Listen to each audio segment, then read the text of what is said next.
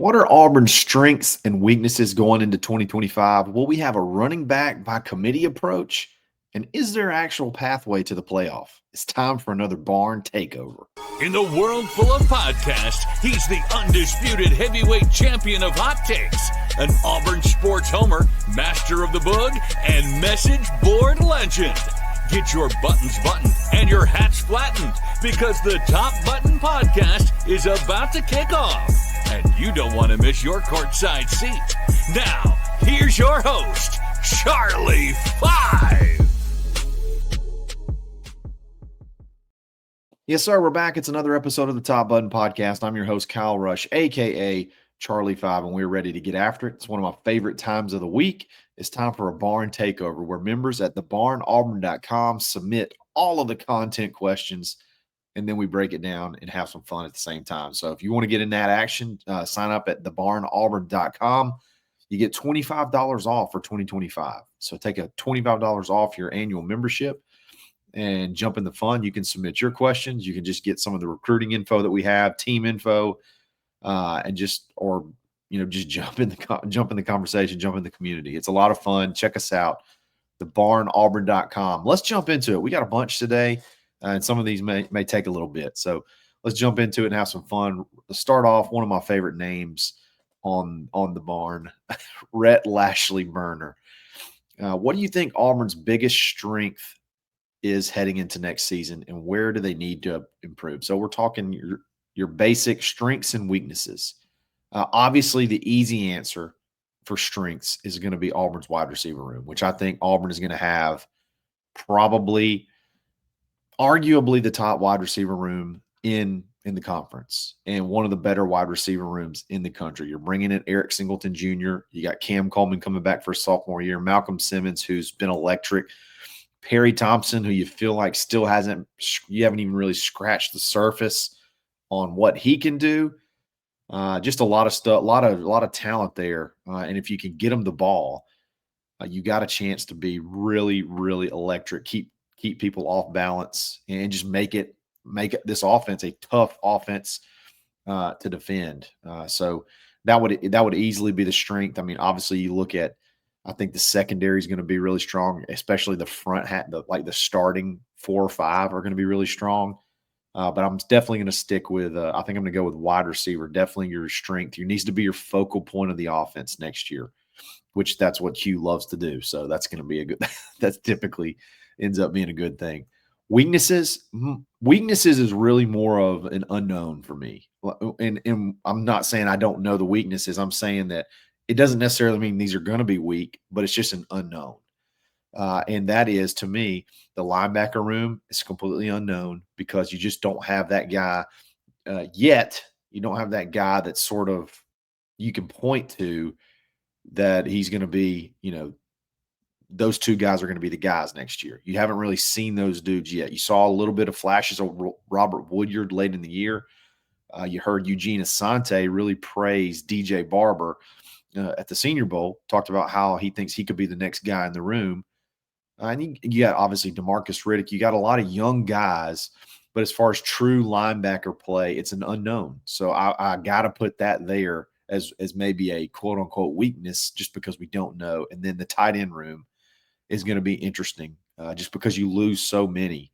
You do bring back Rico Walker. Will Brandon Frazier be healthy enough to play to contribute? And then you brought in Preston Howard from Maryland. And then you got your 2 freshmen. So you just don't have a ton of experience there outside of Brandon Frazier. I guess you could say Preston Howard has a good bit of experience, but he just doesn't have a lot of production. There's no proven Rivaldo Fairweather type tight end in that room. So it's another thing of being unproven. Therefore, maybe you look at it as a weakness. I think Auburn could look at the spring portal, based off of how spring goes at both of these positions. And then you never know what you could add in the spring. You never know who would want to go maybe try to level up, or, somebody that's maybe really talented that doesn't have quite the pathway to playing time that you could throw in there. You never know. I would think those 2 positions are ones that could be address in the spring portal, but that would be what I would list right now at this point. I think offensive line has a chance to be really good. If obviously Xavier Chaplin is the guy that you think he's going to be. So that's my answers. Let's move on to the next one. Give me a QB. I like that name. What have people in the building been saying about Jackson Arnold? You heard Hugh talk about it a little bit at the Senior Bowl practices yesterday, and I want to break down a lot of his comments. He had a lot of interesting comments, not just on Jackson Arnold, but the wide receivers and the offense as a whole. Look, you're getting all the things you're supposed to hear. Like, you're hearing all the things you're supposed to hear. He's throwing the ball really well in early workouts. He's really sort of taken charge of the offense. The wide receivers seem very quickly on board. They're very receptive. They love Deuce too, so they love both of these guys, throwing both of these guys. So obviously you got buy-in there. You got his confidence and his seemingly leadership early on and able to come in and sort of get people to buy in. And those two things are the most important. Is he coming in and is he trying to get to know his teammates? Is he trying to build chemistry right away? Yes. How does he look throwing the ball? People are excited about him. So that's a check too.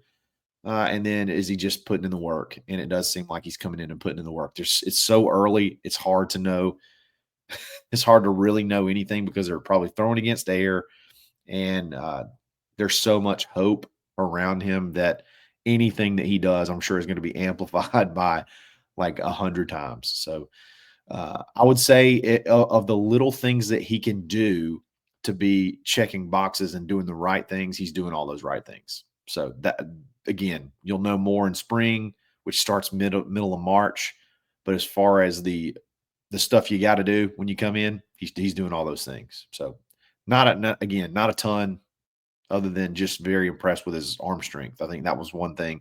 The way the ball spins, flies out of his hand. I think everybody's pretty excited about that. It's a little bit of a change up from last year. Deuce is getting a lot of these same points, a lot of these same praises as well. So that's a good thing.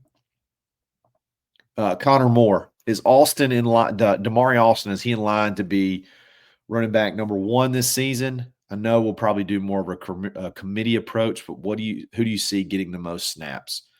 So Damari had about double the rushing attempts that Jeremiah Cobb had last year. So logically, you would think he would step in and be the guy early on. I feel like it's going to be a committee approach, though. It does feel like it'll be. I don't know if it'll be like a series rotation or a situational rotation, but it does seem like you don't really have that one true Jarquez Hunter type back, which is not a bad thing. Not a bad thing. You got a lot of dudes that can play and stay fresh. So, and that seems to be what everybody's doing now. Like, there's not many teams that just pound one running back over and over and over 20 times a game. There's just not that many. I mean, Jarquez Hunter, everybody complained about how many carries he got last year, and he was second in the conference. He was number 2 in the conference in running back carries. So I don't know if either one of these guys or Darrell Robinson is a true, 20 carry a game running back.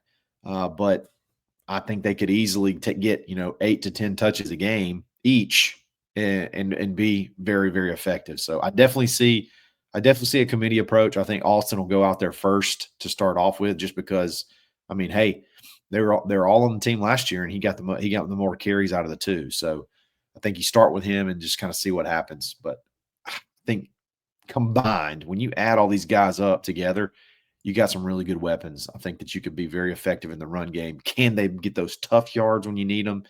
That remains to be seen. But they definitely got some talent back there. Go to the next one. AUX Rob.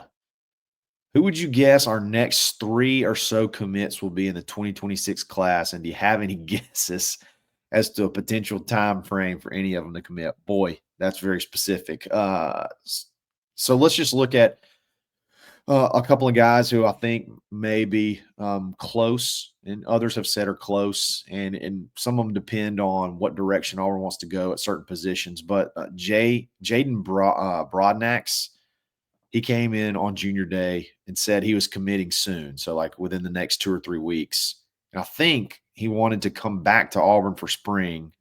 So that would be in Auburn's, I think, in the final two. So that would be one that I think could pop. You're taught he is a 4-star safety, 6'3", 175 from West Boca Raton High School. Very talented kid, long safety, which I love. I love length in the defensive backfield. So I think that he could be definitely one to watch. Jaden Broadnax. Anthony Davis. I just feel like this is going to be one of our linebackers. One of our linebackers this year. And you're going after his buddy, Tyler Atkinson. They play on the same team at Grayson High School. He's not overly big, but he's incredibly fast, a 4-star linebacker. He's like 6'1", 200 pounds. Been to Auburn a bunch. He just seems like an Auburn kid, I think. And I think Auburn wants to go ahead and maybe start getting some guys on board, and I could see him being one. And that Grayson High School this year class is really good. And Auburn's going after several members. So I could see him being a part of maybe getting that Grayson train rolling this season. So that would be one I'll watch. Anthony Davis, 4-star linebacker from Grayson. Travis Burgess, look, I've talked about recruit. He's the quarterback from Grayson. I've talked about how quarterback recruiting is treacherous nowadays, especially in the NIL era, and people not wanting to wait around. And do you go in and try to get the best quarterback you could possibly get, spend all the resources that you have to get the best quarterback every single year, knowing that more than likely, half of them are probably not going to be here. There's a lot of strategy that has to be taken into account there. So when you see a guy like Travis Burgess start to kind of rise up the ranks as far as the hot board goes for quarterbacks, you start to wonder, is Auburn really going to try to maybe not necessarily – it's hard to say this without putting a knock on Travis because I think he's a really good player, but is Auburn going to try to maybe look for a more strategic quarterback this year that could pop, has really good traits, has really good tools, but it's more so of a guy that helps you get you good competition in the room, but also helps you with other recruits. And I think Travis Burgess may be that guy this year. Again, he said he wants to come back to Auburn soon. He's going to come back in spring. He said something really interesting. He said he wanted to bring his whole family. That typically is a good sign for a potential commitment. So if that were to happen, I would love if that was Auburn's quarterback for this year. I mean, Grayson is a powerhouse football program, and getting a kid like that in, kids, I'm sure he has a reputation with all those guys. They probably would love to go play with their high school quarterback. He's 6'5", close to 200 pounds. He can run, he can throw. He got his first year starting last year. He could really pop, and you get on him early. I could see him being Auburn's quarterback in 2020, the 2026 quarterback. And again, wants to visit again, wants to bring his whole family. I think that's a big deal. And then another guy who I think Auburn's really high on, which is funny because this edge board is wild. The edge players in the Southeast is so deep. It's crazy how many talented edge players there are. But Trenton Henderson out of Pensacola Catholic, you're talking about the number, a top 30 player in the country. A very, very talented kid, 6'4", 230, 225, something like that. Loves Auburn. Absolutely loves Auburn. I think he came for junior day. I don't know what the connection is there with Auburn, but the kid just loves Auburn. So I could see if Auburn wants to go ahead and get another edge on the board, Trenton Henderson could be there if they want him. They could probably close that one, and he's one of the top recruits in the country. But again, good size, good frame, freaky edge class, man. Freaky edge class, and Trenton Thompson could be part of it. So those are the guys I'd say let's watch over the next through spring. Definitely through spring. And some other guys can pop up. There's some defensive linemen, Ernest Rankins, that was Auburn really hit it out of the park with. Rodney Cleveland, you kind of feel like that one could be close at any point in time too. These are the guys I say focus on for right now, but there could be multiple throughout spring. Big AU fan 33. How many guys and who do you think makes all SEC first team next year, if any? Okay, so it's a big prediction early, but I'll say I think that Auburn's got a chance to have maybe 2 or 3 guys. Keldrick Fox one that I would think would have a shot to make all SEC first team. Cam, you got Cam Coleman, Eric Singleton. One of those wide receivers could pop and make all SEC first team. But you got it at Auburn though. If a wide receiver wants to make a SEC first team, then they basically have to go for like 2,000 yards because Keandre Lambert Smith, I feel like got robbed last year and he had an incredible year. But maybe a wide receiver, and then I feel like Caleb Harris. He's unreal, and I just can't. I literally, of any football player maybe on the team that I can't wait to see next year and see how good they've become or the jump that they make. I cannot wait to see Caleb Harris. I feel like he could be a not only all SEC, maybe even an all American safety. Like he's legit. So I say Auburn maybe gets 2 or 3 in the first team, and you got several sprinkled throughout there.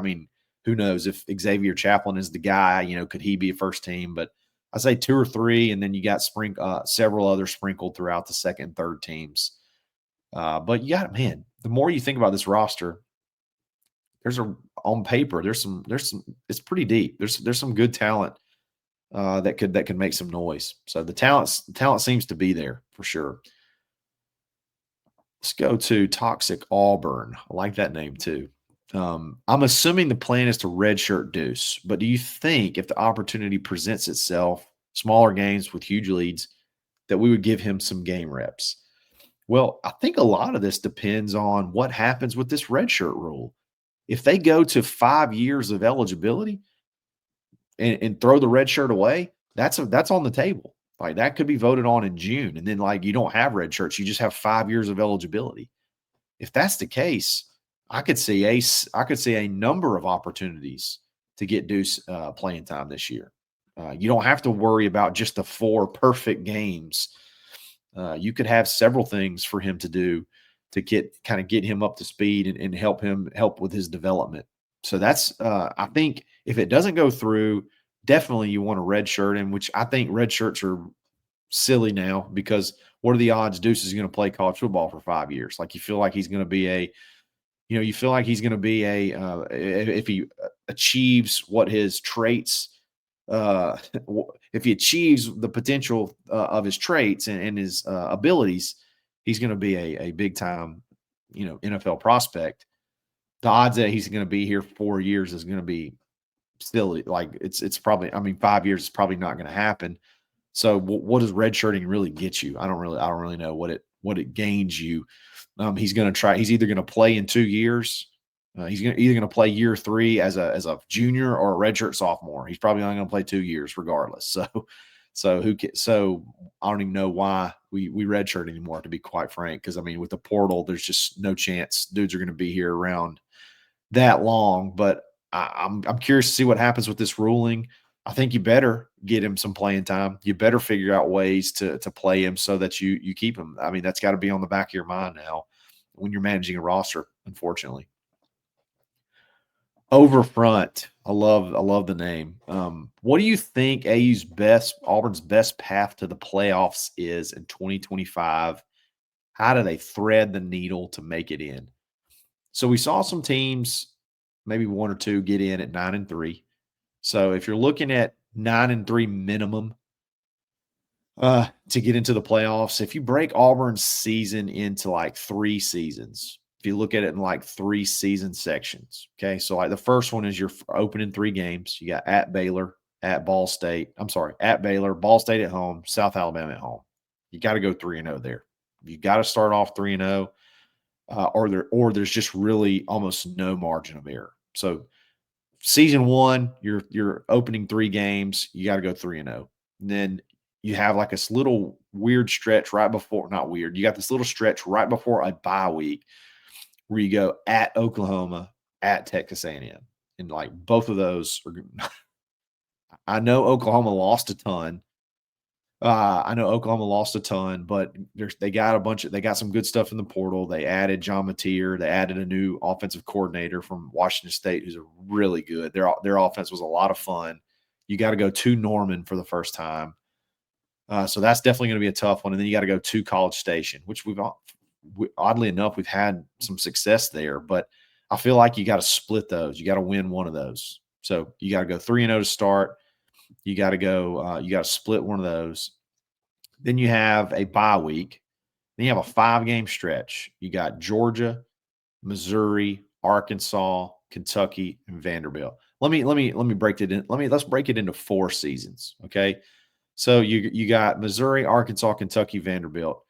You need to try to go at least 4-1. I'm 3-1 in that stretch at some point in time. So now you're at 2 losses.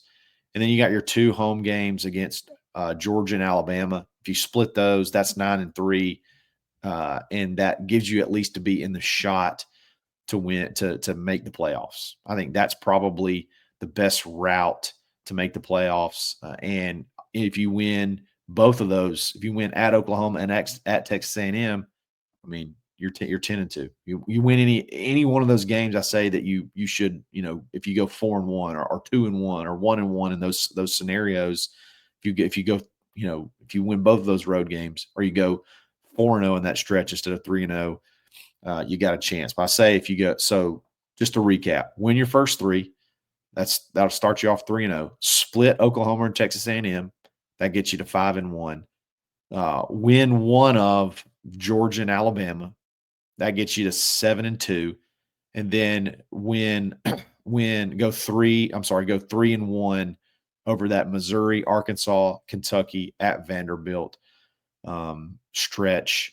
That'll get you to 9-3, and that'll give you at least in the playoff talk contention. So then obviously any extra wins pretty much locks you in. So that's the pathway. It's a manageable schedule, but it's still the SEC. It's still tough. So you got to win games you're not supposed to win, and you got to do it this year. You really got to prove it this year. Last one, it's a basketball question. I think it's a good one. Barner 3, what qualifies as a disappointing finish for AU hoops given how good they've been this season? Sweet 16 or worse? Look, I know we've had a lot of success in basketball. We haven't had the success like at the top that we'd like to have. You've had the one run to the Final Four, and then you've had a lot of, second round and first round exits.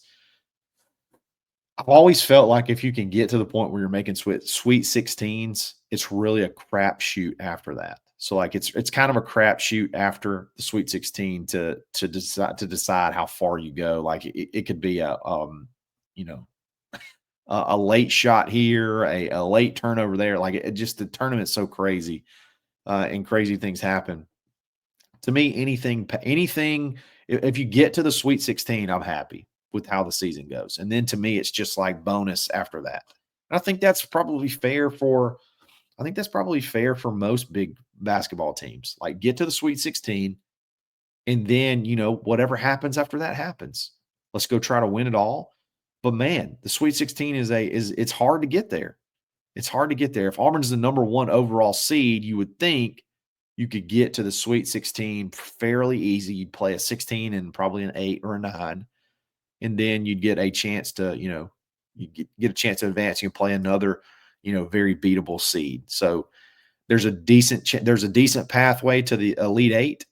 But man, I'll take Sweet 16 right now. I'll be disappointed if they get knocked out in the Sweet 16, but I'll be happy overall with the season. It's it'd be one of the better seasons you've had. You don't make many Sweet 16s. Let's not pretend like Sweet 16 is, let's turn our nose up at the Sweet 16. That's a pretty big achievement. So I'd like to get there, and then anything after that's gravy. So I would say not getting to the Sweet 16 will be a pretty big disappointment.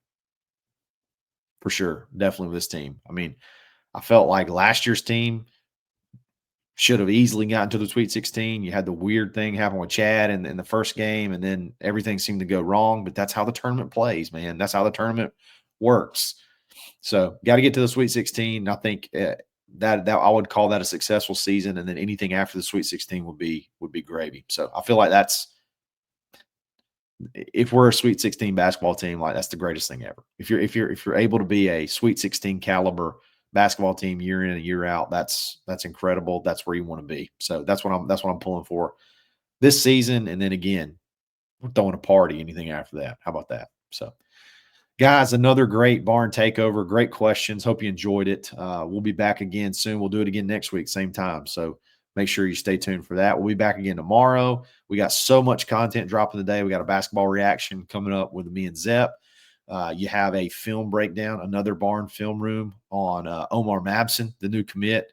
And then tomorrow, obviously, you got the debut of a big Auburn baseball show that I think is going to absolutely blow your mind at the guest list and just the guys that are on it in general. So it's going to be a lot of fun. There's not going to be a baseball podcast out there better. So definitely stay tuned to that. A lot of stuff going on at the barn, and love that you guys are a part of it. So if you like this video, like it. If you like this channel, subscribe, hit that alert bell so you know when new content goes up.